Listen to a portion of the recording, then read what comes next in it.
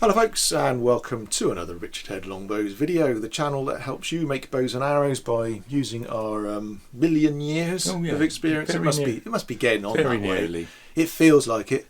Just look at his face, aged and weathered by the years of making bows, working with you, all that poisonous you. Oh yes, done me a power of good. Yeah, I think making it into a poultice and rubbing it into our skin was a mistake, and sprinkling it on our breakfast instead of sugar. Yeah, that's where we've gone wrong. Not good. So if you're into making bows and arrows, this is probably the channel for you. We looked on Facebook, as we occasionally do. We're not hooked on it or anything. That isn't where we get all our ideas. No. all our knowledge. All our knowledge is from Facebook. We advise that. If you're ever wondering what to do, ask Facebook. You're bound to get an answer. Or 100 answers. Sorry, all 100 or slightly different. Yeah. Suffice to say, there was a query on there. Someone was talking about making a bow, and they had a customer or somebody they were making a bow for. I don't know whether they're an amateur or whatever, it doesn't really matter, which sparked a question which I realised we perhaps haven't covered before. Certainly not specifically. We may have covered it in one of the over 400 videos that we've made now. That is the length, determining the length of the bow based on the person that you're making the bow for. And the way the person was phrasing it on Facebook is that they were saying that they've got a shorter person. So they were, I don't know, let's say a 4.5 foot person, which is well under obviously the average of a person. How do they recalculate the bow to make it the correct length? Which I mentioned, well, it's not really based on how tall or how short the person is, it's their draw length. So how do we determine the length of a long bow to match a person? Right, we've got to measure their draw length first. As well, thanks for joining us. That's how you do it. End of the talk. That's it. But we'll just show you how to do that, because you can be short and you can have long arms. You can be quite tall with short arms. Yeah. So we need to determine draw length. Short arms that don't even fit. So where's my measuring arrow? Measuring arrow. So you can easily make, if you want, something like this, which is just an ordinary arrow shaft. Knock one end, measure from the bottom of the knock slot down, and then I've marked off inches. So you get some numbers on there as well. Yeah. There you are. I expect you're holding it upside down now. Probably. Is that the right way up? I don't know. That way. So you'll get the person to draw the bow. So if I was the right way round, if you were holding the bow. Holding the bow. You need to hold it that way so they can see the number of inches. Oh, that's so hurt. you then get the person to draw the bow until they see the arrow coming to here, the far side of the bow. The back. The back of the bow. That's the back, that's the belly. So looking at that, that's 27 inches. Okay? So it would be facing that way. That's the back. Yeah. Facing away from you. Yeah. So they're drawing 27 inches. Oh, thanks. Now, a rule of thumb for a 28-inch draw, you're looking at a 6-foot bow. Where's that measured from? We measure from the slot in the top knock right to the slot in the bottom knock. Unstrung, just measured down the back. So for a 28-inch draw, the rule of thumb is a 6-foot, 72-inch long bow. If you're making it for yourself, the longer the bow, the safer it's going to be. A long piece of wood will bend more easily. The old saying was a bow fully drawn is 9/10 broken.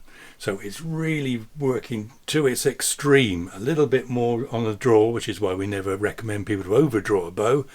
You can push it beyond what it's designed for and it can break.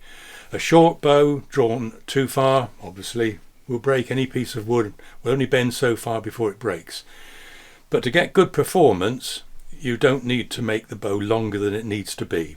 So 6-foot bow, 28-inch draw. If you're drawing less than that, and on this measure you're drawing 27 inches, we would make the bow 2 inches shorter. So you've got a 70-inch bow. If you were drawing 29 inches, an inch longer than 28, you'd probably add 2 inches to the length of the bow. So you'd have a 6'2" bow. This particular bow I've got here, which is a self-view bow, is 68 inches long. So it's a little bit shorter again, and it's designed, I've actually stamped on it, it's for a 26-inch draw. So that's the correct length. You could make it shorter, but you're putting more stress into the bow and risking it. The shorter the bow, the faster it's going to send the arrow. If you've got a very long bow, it'll be very sluggish, not going to work very well. But there are limits. If you're shooting in competitions, the Longbow Society has come up with a definition of what a longbow should be and its length. And you've got to bear that in mind if you're shooting in competitions. If you're not, really doesn't matter what you do. But if you are, then they say the bow should not be less than 5 foot for an arrow of less than 27 inches. So 5 foot long, 60 inches is the shortest you can make the bow, providing your arrow isn't longer than 27. If it's longer than 27, then 5'6" is the shortest you can make the bow. Right. But bearing in mind, if you make a 5'6" bow and you're drawing 28, 29 inch, you're really stressing the bow perhaps beyond what it's capable of. So that's about it, really. Yeah. We've got a bow here which is still classed as a longbow because it's got horn nocks, which it needs to have. It's still the right width to depth ratio, and it's designed for an 18-inch draw, and this one's about 4 foot long. So it's a child's bow, but it's still a long bow, even though it's physically quite short. So to underline the point, it's not how tall you are. So Richard was saying that this one was for what do you say, 26 inch. So it could be a 6.5 foot person using it. Yeah, if they but got they short just arms. happen to have a 26 inch draw. Yeah. It doesn't mean because you're tall, you're going to have a long draw length. And it doesn't mean because you're short, you're going to have a short draw. You could have a short person who still might have a 26 inch draw. But worth getting your draw length checked. The number of people to go, oh, I draw a 30-inch arrow. Right. Go to your club, draw up your bow, get someone to quickly mark where the bow comes to the back of the bow, far side of the bow, and they come back, oh yeah, no, I only draw 27. They just imagine they're drawing a lot longer arrow than they do. So it's important to check the draw length. The vast majority of people who come into using the longbow fresh, not used a longbow before, but perhaps have been archers with recurve for 10, 20 years, don't realise that their draw length is going to be quite different when they pick up and use a longbow. Yeah. And also people perhaps who've done lessons. I saw this only the other day. Someone was doing lessons, and the person had a very long draw length, say I think it might have been 29, 30 inch with using the modern equipment.